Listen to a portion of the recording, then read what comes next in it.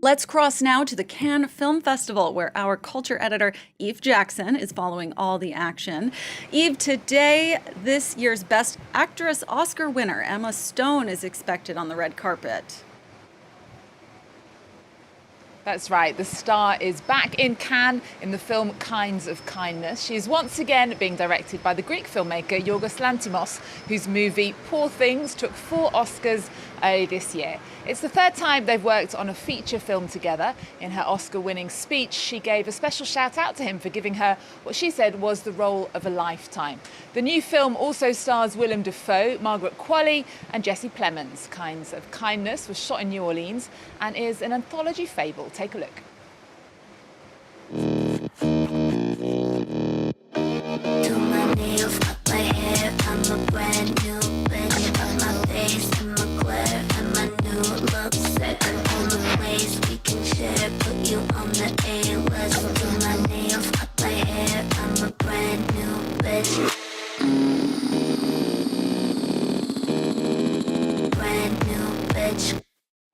Definitely a very recognizable style from that director we can see from this clip.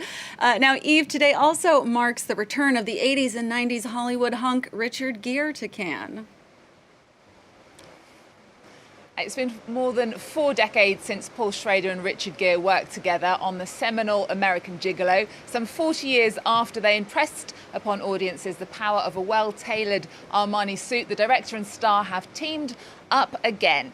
This film premieres this Friday in Cannes. O Canada is said to be an unflinching meditation on secrets, regret and mortality. And it's based on the late Russell Banks' 2021 novel Foregone. The film centres on Richard Gere's character, who's called Leonard Fife, and he's an acclaimed documentary filmmaker.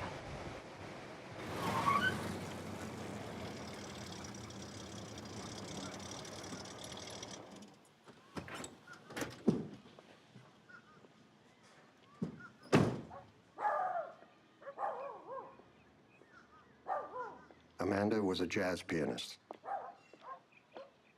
She said she was the mistress of Jerry Mulligan, but he was always on the road.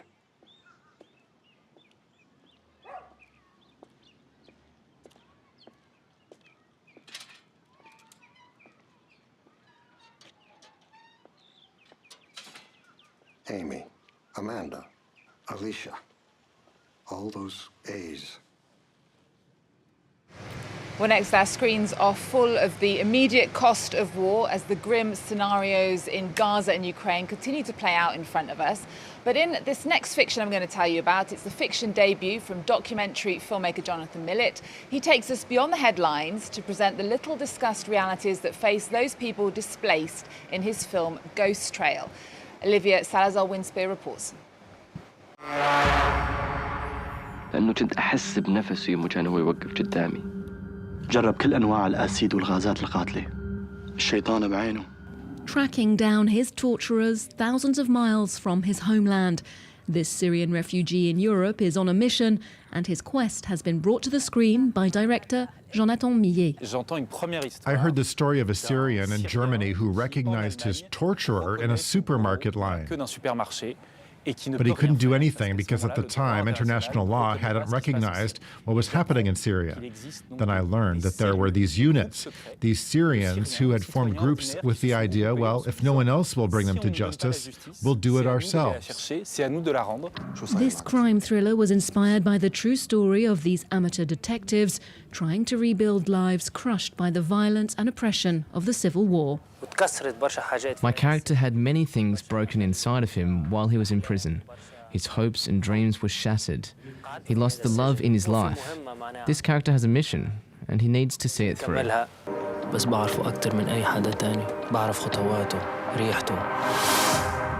The film opened the critics' fortnight sidebar selection in Cannes, where it made a strong impression. It's hard for me to talk about it because I'm very emotional. This is a really powerful film. The main actor gave a gut-wrenching performance. I was very intrigued by it and it caught my attention. Like I was kind of like, it really works into you quite deeply. Disquieting and full of suspense, Jonathan Millet's debut feature hits French movie theatres on July 3rd.